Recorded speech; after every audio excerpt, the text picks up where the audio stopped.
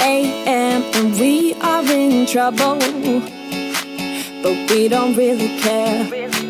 Tell ourselves there's always tomorrow. Salut tout le monde, j'espère que vous allez bien. On se retrouve aujourd'hui dans un nouveau point lecture. Voilà, j'ai 5 romans à vous présenter.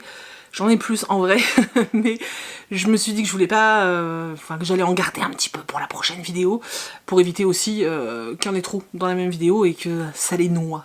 Voilà. Ou que ça vous noie vous d'ailleurs. Enfin bon, on n'aime pas les noix ici quoi, vous avez compris.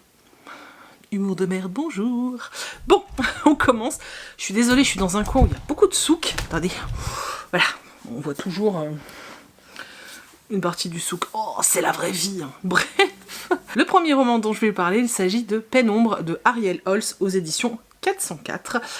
Alors, la couverture, de loin, elle est chelou, mais quand tu regardes un peu mieux, on voit l'histoire de lune et tout. Mais elle est quand même très bizarre. Très graphique, je sais pas, elle est très chelou, très chelou.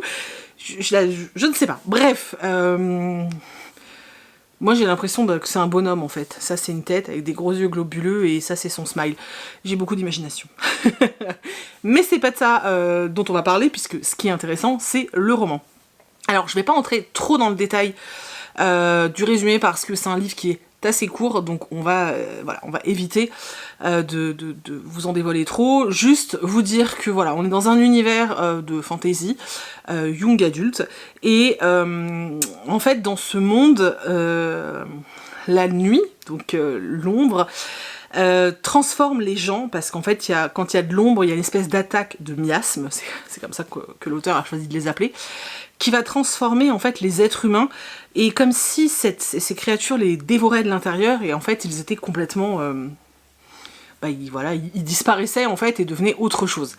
Il y a certains enfants, certains nouveau-nés, qui naissent à une date bien précise et qui eux ont un pouvoir particulier, puisqu'en fait ils arrivent à...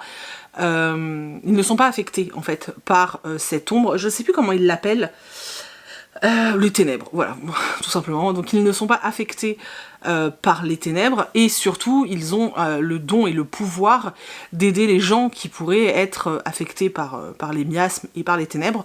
Du coup on a tendance à les appeler pour venir donner un coup de main.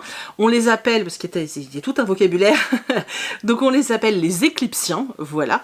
Et nous on suit donc une éclipsienne qui s'appelle Liviana. Non, il n'y a pas de A, je sais pas pourquoi je vais en rajouter un, donc elle s'appelle juste Liviane. Et on la suit d'abord dans une mission où elle a été recrutée par un groupe d'hommes, et puis on va se rendre compte qu'en fait ces fameuses ténèbres, normalement ils arrivent qu'à une date précise, et parfois ils arrivent entre ces dates, mais ça reste très court, et là c'est tout déréglé, il y a un truc qui va pas. Du coup elle retourne dans l'école qui l'a, j'allais dire dressée, c'est un peu glauque, mais l'école qui l'a formée, donc Pénombre, retrouver les anciens élèves, et surtout retrouver ses professeurs, donc ceux qui lui ont tout appris, et de là elle va partir avec ses anciens copains d'école. Dit comme ça c'est très enfantin, mais ça l'est pas du tout dans l'histoire. Donc ils vont partir en quête pour essayer de découvrir qu'est-ce qui a tout détraqué. Il y a une histoire un petit peu de dieu, avec le dieu de la lumière et le dieu de la nuit, et le dieu de la lune.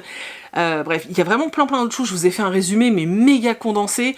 Vraiment, mais basique. Je crois qu'il est même plus basique que la 4e de couverture. C'est volontaire. Parce que réellement, si vous allez vers ce roman, il faut y aller parce que c'est vachement original, voilà. C'est vraiment quelque chose dont j'ai envie de parler dans ce livre, c'est qu'en fait, j'ai trouvé ça extrêmement original. L'idée du roman est très originale, j'ai vraiment beaucoup aimé, parce que c'est original. Je pense que je l'ai dit suffisamment de fois pour que vous ayez compris que ce qui m'a séduit, c'est l'originalité. C'est vrai que je me plains assez souvent dernièrement du manque d'originalité dans la littérature young adulte, et là j'ai trouvé ça chouette. Alors c'est pas, quand je vous dis que c'est original, oui ça l'est, c'est pas non plus un truc jamais vu. L'air est vraiment ultra chouette. En plus, malgré le fait que ce soit un roman qui est quand même assez court, c'est un tome unique, mais c'est assez court et l'auteur arrive quand même à nous dévoiler ce qu'il faut, juste ce qu'il faut pour du young adulte, juste ce qu'il faut de l'univers. On en sait assez, mais on n'en sait pas trop non plus. On garde une petite part de mystère, et ça c'était vraiment, vraiment cool. J'ai beaucoup aimé les interactions aussi entre les différents personnages. Alors il y a certaines choses, t'es un peu en mode...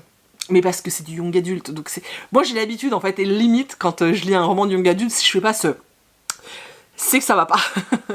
Voilà, j'ai passé vraiment un très très chouette moment de lecture. Je sais pas trop comment vous parler plus de ce roman parce que j'ai vraiment peur de trop vous en dévoiler. Moi je sais que j'avais évité un maximum les critiques sur le roman et surtout les résumés parce que je voulais pas en savoir trop, et je suis vraiment contente de l'avoir fait parce que je suis entrée dedans comme ça en totale méconnaissance de l'histoire, et c'était vraiment chouette parce que j'ai découvert beaucoup de choses. Je l'ai vraiment beaucoup aimé. Vous savez que de façon générale j'aime énormément le travail d'Ariel Holz. Bon, ça n'a pas détrôné les Sœurs Carmine parce que vraiment les Sœurs Carmine, moi j'ai trop adoré cette trilogie, mais pour moi Pénombre, de tous les romans que j'ai lus de l'auteur, il est juste en dessous. Parce que vraiment, j'y ai trouvé un petit truc. J'aurais même aimé que ce soit plus long. On a quelqu'un qui s'incruste. J'aurais même aimé en avoir encore plus dans cet univers. J'adorerais une histoire complémentaire. Peut-être pas une suite, parce que ça n'appelle pas vraiment une suite, mais une histoire complémentaire dans l'univers, ça pourrait être vraiment très très chouette. Et voilà, je vous le conseille vraiment si vous l'avez pas encore découvert. Mais de façon générale, je vous conseille réellement de découvrir les ouvrages de l'auteur. Si vous n'avez pas encore lu Les Sœurs Carmine, je ne sais pas ce que vous faites.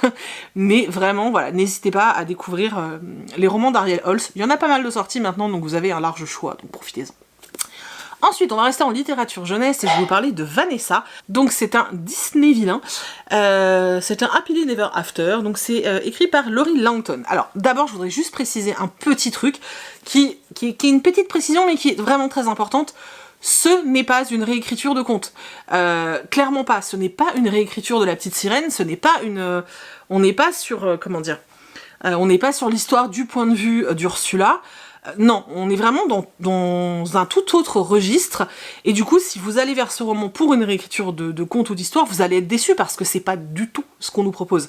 Malgré tout, moi j'ai beaucoup aimé. À chaque fois, je suis assez étonnée de la qualité de la plume de ces écritures-là, enfin de ces romans-là, parce que c'est vrai qu'on pourrait s'imaginer, ouais, c'est du Disney... ils vont pas se fouler et tout, et en fait c'est faux. Alors c'est jamais le même auteur ou la même autrice, hein. Ils ont plusieurs auteurs qui travaillent pour ces commandes-là, mais à chaque fois je trouve qu'ils ont quand même une très très belle sélection, et à chaque fois je suis surprise par ça, parce que c'est plutôt bien écrit. Alors ils font peut-être aussi appel à de très bons traducteurs, c'est fort possible, mais en tout cas ça reste, pour de la littérature jeunesse, ça reste franchement bien écrit, et bien mieux écrit que ce qu'on pourrait imaginer. Je tiens vraiment à le dire parce que j'ai vu pas mal de choses circuler, comme quoi justement tout ce qui était réécriture Disney comme ça chez Hachette, c'était pas bon et tout, mais moi je suis pas d'accord en fait. Je trouve que je les ai pas tous lus, mais tous ceux que j'ai lus, pour moi, au niveau plume, il n'y avait pas de problème, en fait. Donc voilà, je tenais quand même à le signaler. Dans ce roman, donc on suit Ursula, de La Petite Sirène, qui... je suis désolée, j'essaye pour éviter l'ombre sur mon visage, mais j'y arrive pas, j'ai trop mal. Donc... on suit Ursula qui n'aime pas du tout le monde aquatique, qui en veut énormément à Poséidon, et en fait, voilà, c'est une des rares qui a des pouvoirs dans cet univers, enfin sous l'eau, elle et le papa des sirènes et des sirènes, et elle décide en fait de se servir de sa magie pour... tout simplement pour avoir des jambes et être une être humaine, hein, voilà. Donc elle va se transformer en humaine, reprendre l'apparence et le prénom de Vanessa, et s'échouer sur une île. Parallèlement à ça, on suit l'histoire d'un jeune homme, j'ai oublié son nom. André, voilà. On suit l'histoire d'André. Donc André, il est guérisseur, on va dire. Il habite dans un petit village. Il est seul avec sa petite sœur qui est malade et sa grand-mère. Et il a hérité du chariot magique de sa famille. En gros, dedans, il y a des herbes, il y a plein de choses en fait pour aider les autres et les soigner. Un jour, il va rencontrer une vieille dame qui va lui parler d'un coffret magique dans lequel il y aurait des potions qui pourraient tout guérir et tout soigner. C'est vraiment quelque chose d'incroyable. Et comme lui, sa petite sœur est très malade et qu'il ne peut pas la soigner, il va se lancer en quête de ce coffret, en fait, pour essayer finalement de sauver sa petite sœur. En plus, la vieille qui l'a rencontré lui dit que seul un cœur pur, ça m'a fait penser à Aladdin, ça, que seul un cœur pur pouvait se servir de ces potions, etc. Donc il va partir à la recherche de ces potions, se servir de ces potions pour aider sa sœur et aider tous les gens du village, parce que André, il a vraiment un fond il est vraiment très gentil en fait, c'est quelqu'un de très bon. Sauf que c'est de la magie et qu'en échange il y a toujours un retour de manivelle, et il va s'en rendre compte très très vite que finalement c'était peut-être pas une bénédiction mais plus une grosse malédiction, et toutes les personnes qui ont consommé ces produits vont vivre un véritable enfer, et sa petite sœur va être encore plus malade. André et Vanessa vont se rencontrer. Alors Vanessa ne dit pas qui elle est, bien sûr, elle ne dit pas qu'elle a des pouvoirs magiques, elle dit pas tout ça, mais ils vont se rencontrer et elle va décider de l'aider. Alors elle est toujours en quête de pouvoir, hein, ça reste Ursula, hein, elle est toujours en quête de pouvoir, elle voudrait avoir le plus de pouvoir possible, mais elle va aussi se prendre énormément d'affection pour André, et elle va vouloir l'aider, tout en s'aidant elle-même aussi. C'est un peu un petit truc ambigu, et ils vont partir à la recherche de la chose ou de la personne, je vous laisse voir, qui pourra arranger tout ça. C'était vraiment très très chouette, j'ai beaucoup aimé, il y a de l'aventure, il y a de l'action, il y a plein de petits messages, et il y a des jolies petites morales que j'ai trouvé très chouettes. J'ai beaucoup aimé le personnage de Vanessa slash Ursula, parce que c'est loin d'être un personnage parfait, puisque finalement elle est quand même très très égoïste, mais en même temps elle découvre ce que c'est que d'aimer quelqu'un, et finalement il y a tout ce questionnement de qu'est-ce que c'est vraiment d'aimer quelqu'un? Est-ce que c'est le laisser partir et le laisser vivre, ou voilà, ou est-ce que c'est le garder pour soi? Il y a beaucoup de notions de bien et mal. On est quand même dans des histoires qui ont une leçon à donner, hein, qui ont une sorte de morale. C'était très chouette. Moi j'ai passé un très bon moment de lecture. C'est pas la meilleure lecture que j'ai pu faire dans ce registre-là, mais moi j'ai bien aimé. Je pense que c'est aussi parce que j'ai un très fort attachement au personnage d'Ursula. Depuis que je suis petite, elle m'a toujours fait terriblement peur. Je crois que c'est une des méchantes qui me fait le plus peur, mais en même temps elle m'a toujours énormément intriguée, et j'ai toujours eu envie d'en savoir plus finalement. Donc voilà, moi j'ai passé un très bon moment de lecture. Voilà, c'était très très chouette, d'ailleurs pour ça que je vous l'ai fait gagner sur Insta, parce que je l'ai trouvé très cool. Donc voilà, j'espère vraiment qu'il y en a qui auront l'occasion de le découvrir, parce que c'était vraiment chouette. Ensuite, si vous avez vu mon book haul, ça va pas trop vous étonner. Donc j'ai lu Je revenais des autres de Melissa d'Acosta. Donc ce n'est pas celui sorti cette année, c'est celui sorti l'année dernière, que je n'avais pas pris le temps de lire, et qui est indispensable si on ne veut pas se faire spoiler en fait, pour lire celui qui est sorti cette année. Je sais pas si j'explique pas très bien non plus. Hein. Donc dans cette histoire, on suit... les prénoms, j'ai tellement de mal. Dans cette histoire, on suit Ambre, qui est une jeune femme de 20 ans, qui est la maîtresse de Philippe, un homme de 40 ans, marié, avec des enfants. Voilà, elle est sa maîtresse, il l'a installée dans un petit studio, à côté de chez lui, comme ça, dès qu'il a envie, schlick bang bang, c'est parfait. Elle a l'impression de vivre une très grande histoire d'amour avec Philippe, vraiment. Sauf que il lui accorde pas autant de temps qu'elle voudrait, et surtout Ambre est quand même assez détruite. Elle est pas bien dans sa tête, elle se sent mal en fait, elle est pas bien. Elle va faire une tentative de suicide, et suite à ça, Philippe est quand même assez inquiet. Donc d'un côté il veut se débarrasser d'elle, clairement, et d'un autre, il veut aussi quelque part se débarrasser d'elle, mais sans la mettre en danger. Elle a quand même déjà fait une tentative de suicide, donc il se dit que il veut pas être responsable du décès de la gamine, donc il va demander à un de ses amis s'il peut s'occuper d'elle. Donc cet ami a une auberge à la montagne, et donc il demande à ce gars s'il peut embaucher Ambre, en prétextant que Ambre est la fille d'un de ses collègues qui a besoin de travail. Voilà. Donc Ambre se retrouve dans un bled à la montagne, en pleine saison, de ski, et elle va devoir donc travailler dans cette auberge, essayer de se remettre de son histoire avec Philippe, se remettre de sa tentative de suicide, essayer de se reconstruire, et à côté de ça, elle va rencontrer tous les personnages qu'on va nous aussi du coup découvrir. Donc elle va rencontrer toutes les personnes qui sont saisonniers, qui travaillent là soit pour la première année, soit pour depuis de nombreuses années plutôt. Faudrait peut-être que j'apprenne à parler moi. En l'occurrence, entre autres, elle va rencontrer une jeune femme qui est là avec son bébé, et elle va rencontrer un jeune homme, Timothée, qui va être très important pour elle. Un jeune homme qui est gay et qui sort avec un grand sportif de la station. Voilà, et on va la voir évoluer au sein de sous ce groupe, et la voir aussi dans son histoire avec Philippe, dans son histoire avec ses parents aussi, puisqu'elle a beaucoup de conflits avec sa famille. Et voilà, je vais m'arrêter là pour la petite histoire. Il y a quelques petits éléments qui, moi, personnellement, m'ont dérangé. Il y en a certains, en fait, ce qui est compliqué, c'est que je peux pas vraiment vous dire ce qui m'a dérangé sans spoiler le roman. Donc, je vais pas pouvoir rentrer dans le détail. Par contre, il y a un petit élément, c'est que Ambre... Ambre peut être rapidement agaçante, et je pense qu'elle peut agacer plusieurs lecteurs, parce qu'effectivement elle est très très centrée sur elle-même, mais vraiment très centrée sur elle-même. Et du coup, elle a beau être intégrée à un groupe de personnes qui essayent de l'aider et qui l'aiment, vraiment il y a cette notion d'amitié qui est très très forte dans le roman. C'est aussi des personnes qui ont des difficultés et qui rencontrent des grosses difficultés, mais elle, à aucun moment, elle se préoccupe vraiment d'eux, en fait. C'est vraiment assez déstabilisant de voir ça, mais en même temps, on le comprend, elle est dans une situation... Enfin, si on essaie de se mettre dans sa tête, elle est dans une situation qui est vraiment difficile, elle est en souffrance, et on comprend qu'elle ait du mal, en fait, à s'ouvrir aux autres, et à être capable de se rendre compte que les autres souffrent. Voilà, moi, j'ai eu beaucoup de difficultés avec... sans spoiler réellement, j'ai eu beaucoup de difficultés dans ce qui concerne la relation entre Ambre et Tim, donc Timothée, qui est donc un de ses collègues, qui est un jeune homme, je vous ai dit, qui est gay et qui sort avec une star du ski. Leur relation, je l'ai trouvée assez chelou en fait, et il y a des petits éléments qui m'ont dérangé, mais bon, voilà, vous saurez quoi en le lisant. Enfin, vous saurez, si ça vous dérange, parce que peut-être que vous les verrez même pas, donc voilà.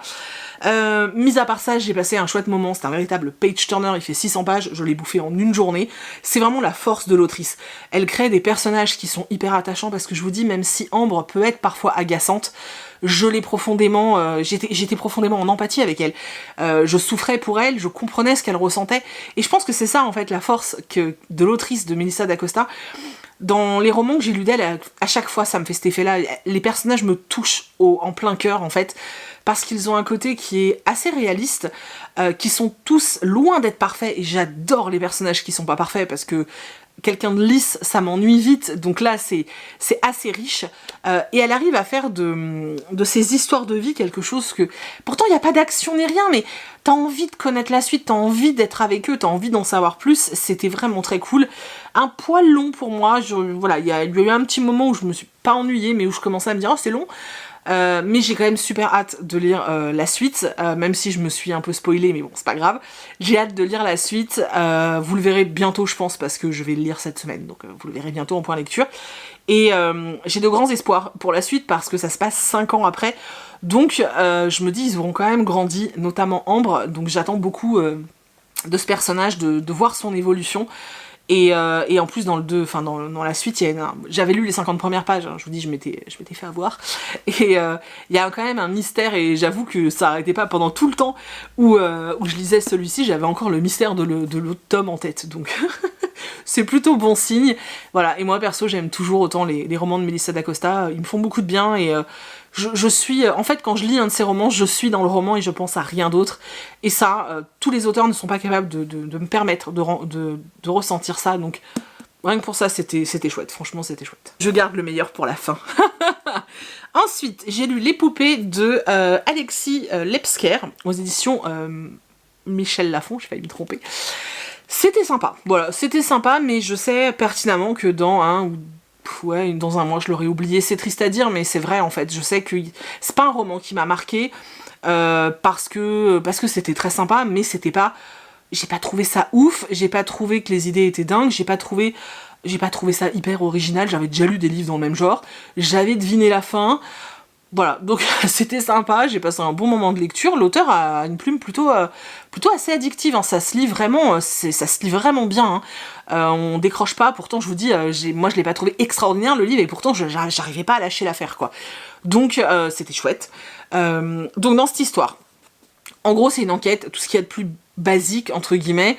On suit un flic et une psy qui vont enquêter sur un meurtre. En fait on a retrouvé 6 corps, totalement dépourvus de poils, donc ils ont été complètement épilés, ils ont des cheveux, mais ce ne sont pas leurs cheveux, mais ils ont des cheveux et ils n'ont plus d'appareil génital. Voilà, ce sont les spécificités des cadavres qui ont été retrouvés. Donc on a un flic assez bourru, qui est là depuis longtemps, qui est quelqu'un de... voilà, qui est beaucoup estimé, qui est pour qui tout le monde a une grande estime. Et on a à côté cette psy qui est assez jeune, mais qui n'est pas dépourvue de talent en profilage. Donc on les suit tous les deux mener l'enquête. À côté de ça, on suit une femme qui vit dans une maison assez reculée, c'est tout ce qu'on sait. Elle s'y est installée seule, suite à quelque chose, mais on sait pas trop quoi au départ. Elle vit là, elle vit de ses consultations de voyance, puisqu'elle est voyante, et elle sent, voilà, au fur et à mesure qu'on avance, elle sent que quelqu'un l'observe, que quelqu'un est là dans la maison. Il y a une scène qui m'a glacé le sang. Voilà, il se passe des choses dans sa maison, qui est là, qu'est-ce qui s'est passé, etc. Et bon, forcément, les deux histoires ont un lien. J'avoue que j'aimais vraiment beaucoup les passages où on suit cette femme qui est seule comme ça chez elle, ça me faisait frissonner, je me disais, mais oh my god, qu'est-ce qui se passe? Et voilà, c'était chouette. On est sur une enquête assez classique, mais ça se lit bien, c'est bien écrit, c'est plutôt bien ficelé. Voilà, maintenant, moi, j'ai juste manqué d'un petit truc en plus. C'est juste ce petit truc en plus qui n'était pas là, que j'aurais aimé trouver. Mais sinon, c'était une bonne lecture, hein, donc voilà, s'il vous tente, pourquoi pas. Ma clignote. Non, ma batterie clignote, je vais la changer parce que si je suis coupée pendant que je vous parle de l'autre roman, je suis pas contente. J'arrive toujours pas du bras gauche. Batterie est changée. Oh, mon épaule est toujours défoncée. Mais je vais vous parler de ma lecture préférée de tout ce point lecture. Ce n'est pas un coup de cœur, je le précise quand même, mais j'ai littéralement adoré. C'est un livre qui m'a fait beaucoup de bien. Voilà, c'est un livre qui m'a fait beaucoup de bien. Ça m'a fait énormément de bien de retrouver la plume de Pete Fromm. Je peux pas expliquer. Alors clairement, c'est pas pour tout le monde. Il me semble que Séverine n'a pas trop aimé. Mais clairement c'est pas pour tout le monde, c'est un style qui est pas pour tout le monde, mais qu'est-ce que j'aime les romans de l'auteur. Ils me font toujours beaucoup de bien, parce que j'en parlais ce matin, je fais un live Twitch tous les matins en ce moment, et en fait j'en parlais et j'expliquais que clairement c'est difficile de trouver j'ai beaucoup de mal à trouver les bons termes et les bons mots pour vous donner envie de plonger dans ce roman. En fait, pour moi, les romans de Pete Fromm, en tout cas ceux que moi j'ai lus, débordent d'amour. Alors quand je dis débordent d'amour, c'est vraiment du côté vraiment basique de la chose. On n'est pas dans des romances, c'est pas du tout ça, c'est vraiment pas ça. C'est vraiment, déjà on sent que l'auteur a un profond amour pour la nature, parce qu'à chaque fois, il met en scène des lieux, avec des descriptions qui te... Ah, c'est beau en fait, c'est vraiment beau, et on voit qu'il aime ces lieux, on voit qu'il aime la nature, et moi ça me fait toujours énormément de bien parce que c'est tout le temps des grands espaces, ça fait vraiment beaucoup de bien, et moi je voyage en fait à chaque fois que je découvre les endroits dans lesquels il va construire ses histoires. On est vraiment dans des forêts, dans des... on sent voilà, qu'il aime la nature, qu'il aime les grands espaces, qu'il aime les endroits où on peut respirer, et ça fait beaucoup de bien parce que ça se sent en fait qu'il aime ça, et surtout on sent qu'il y a en fait il y a un côté très humain, voilà, c'est vraiment très humain dans ces récits. À chaque fois les personnages on y trouve beaucoup d'amour. Il y a toujours une grosse notion d'amour, je trouve, dans les interactions des personnages. Alors pas forcément d'amour voilà, au sens amoureux du terme, mais vraiment je trouve que je trouve qu'il y a vraiment beaucoup d'amour, ça respire l'amour, et l'amour de la nature, l'amour de l'être humain, et c'est chouette. Ça peut paraître complètement bizarre et on a l'impression que je suis en mode fangirl, mais c'est pas du tout ça. C'est juste que c'est pas la première fois qu'un roman de l'auteur me fait cet effet. Je me sens terriblement bien quand je le lis, je me sens terriblement bien une fois que je l'ai fini. Au moment où je le ferme, j'ai un espèce de... Tu vois, je me sens bien en fait, je me sens bien, et c'est super agréable, c'est vraiment super agréable. Je peux que vous inviter en fait à découvrir l'auteur. Vous verrez du coup si c'est fait pour vous ou pas, hein, de toute façon, voilà, clairement. Mais c'est de la littérature américaine, donc on est dans des grands espaces américains. Là, on est ils ont traversé la frontière dans celui-là, donc ils sont au Canada. Mais c'est vrai que voilà, c'est des grands espaces américains, des histoires très souvent de famille, ou avec un peu d'autres sujets, mais souvent des gens où il y a un truc, il y a un lien entre eux, c'est vraiment très très beau. Alors moi je n'ai pas lu Mon désir le plus ardent, mais j'ai eu beaucoup d'échos disant que c'était un des meilleurs.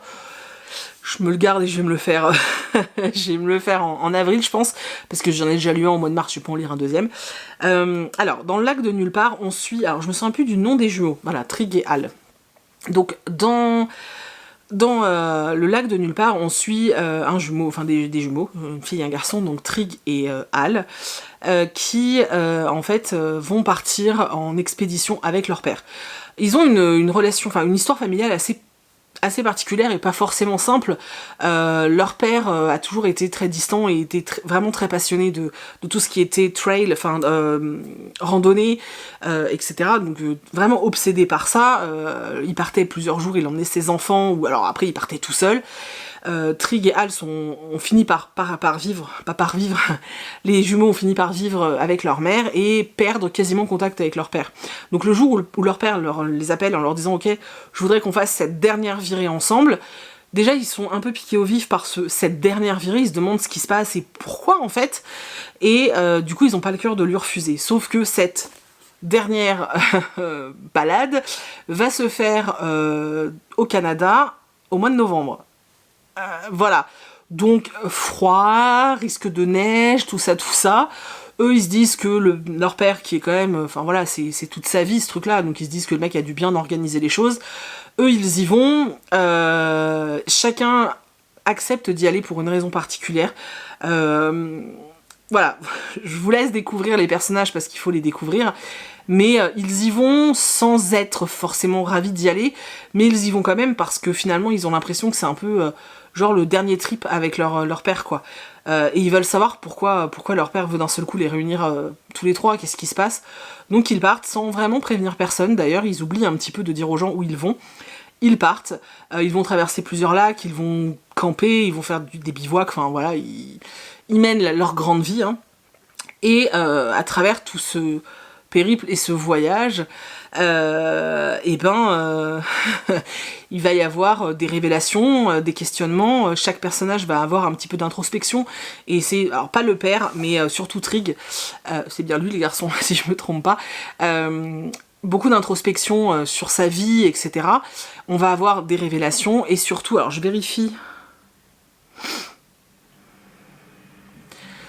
Voilà, et surtout beaucoup de questionnements parce que leur père semble un petit peu perdu en fait. Il va repasser plusieurs fois au même endroit, il a arrivé à au moment où ils vont pour partir en fait, il a oublié ses affaires. Il y a plein de choses vraiment bizarres et les enfants commencent à se dire, enfin qui sont adultes, hein, mais commencent à se dire qu'il y a un vrai problème avec leur père et se demander est-ce qu'il n'est pas atteint d'Alzheimer, est-ce qu'il n'est pas sénile, est-ce qu'il n'est pas malade, est-ce qu'il n'est pas bourré, enfin qu'est-ce qui se passe, tu vois. Donc eux ils se posent beaucoup de questions et un drame va arriver puisque une nuit de tempête, leur père va disparaître et eux ils vont être les jumeaux vont être tiraillés entre est-ce qu'on essaye de faire chemin inverse pour essayer de sauver nos vies ou est-ce qu'on reste là à essayer de retrouver notre père qui a disparu depuis certainement le début de la nuit, donc qui est déjà certainement mort, gelé quelque part. Voilà, je vous laisse découvrir ce qui se passe ensuite. C'est compliqué de vous parler de ce roman, il y a un truc à la fin moi qui m'a un peu... Ah ok, je l'avais pas vu venir celle-là. Il y a des révélations pareil où j'étais en mode waouh, ok, je m'y attendais pas non plus, mais c'est compliqué, c'est vraiment compliqué parce que j'ai trop peur de vous spoiler et en même temps j'ai super envie de vous donner envie d'y aller, donc c'est compliqué. Bref, j'ai adoré ce roman, vraiment, j'y ai passé un merveilleux moment, c'est tellement immersif, j'étais là-bas complètement, moi vraiment j'y étais complètement, c'est un voyage à chaque fois et je suis très contente de les faire à chaque fois, voilà, bref. Je suis hyper heureuse d'avoir d'autres romans de Pete Fromm dans ma palle, mais vraiment je suis trop contente. Je suis ravie d'avoir découvert l'auteur finalement assez tard, puisque comme ça j'en ai plein à lire et c'est génial. Je vous encourage à découvrir l'auteur, beaucoup de ses textes sont déjà parus en poche, notamment un que moi j'ai adoré, Ma vie en chantier. qui est magnifique, qui traite du deuil et voilà, c'est l'histoire d'un papa et de sa petite fille. Enfin, c'était magnifique, ça m'avait beaucoup touchée. Celui-ci est vraiment très bien. Et comme il est vachement bien, j'ai demandé à Guildmaster si on pouvait vous en faire gagner un, parce que ce serait vachement cool.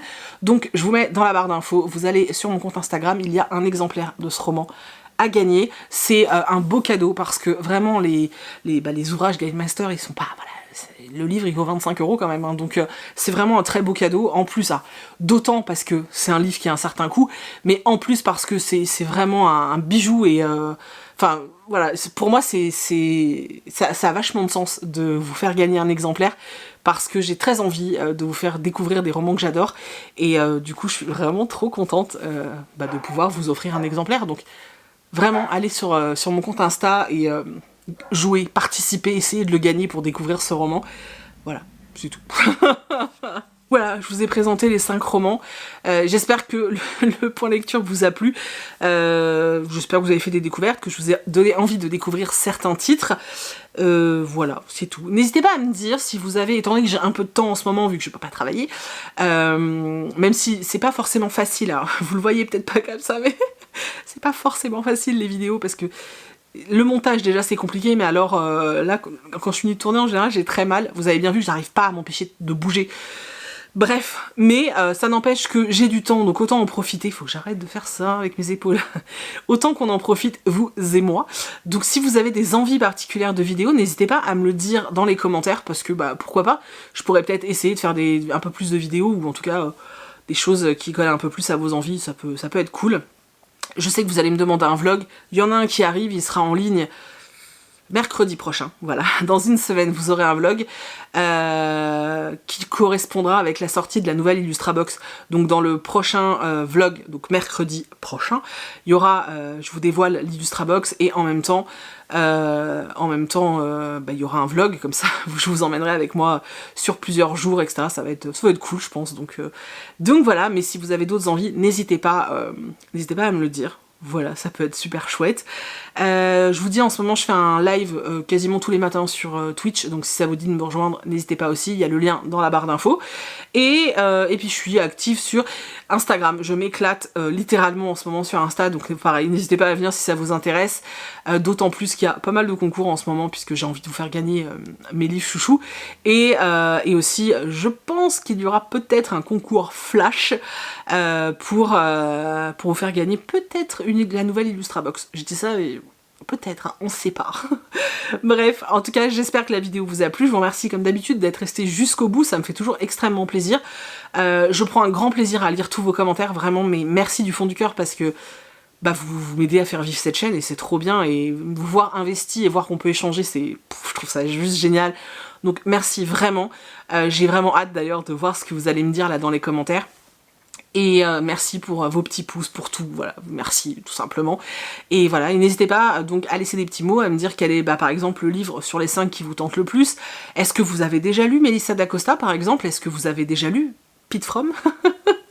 Est-ce que c'est des auteurs, autrices qui pourraient vous intéresser ou pas du tout? Vraiment, n'hésitez pas à me dire, ça m'intéresse vraiment de savoir... voilà, de savoir ce que vous aimez et ce que vous lisez aussi. Donc voilà, j'ai hâte. Faut que j'arrête parce que je sais plus parler, mais voilà, j'ai hâte de vous retrouver dans les commentaires comme d'habitude. J'espère que vous avez passé un bon moment, que ça vous a détendu. Moi, je vous fais plein d'énormes bisous. J'attends vos suggestions de vidéos et tout ça. Et puis, je vous dis dans quelques jours, je pense, pour une prochaine vidéo. Bye bye!